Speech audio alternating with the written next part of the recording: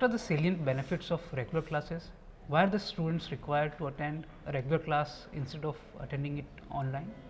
If we see, there is a massive difference if we compare regular classes with online classes. Okay, I'm a student from last 2 years. I have been attending online, and I see a massive difference. We can indulge with our fellow classmates and teachers, and in offline classes we can have a proper grasp over topics and understand the concept better. And if we see what makes better business professionals or engineers, or whatever path a student choose, it's the hands-on experience, the live experience and studies that we get. We can't expect to be good at what we do by just sitting in front of a computer screen and just studying information. That's why regular classes are much preferred than online classes.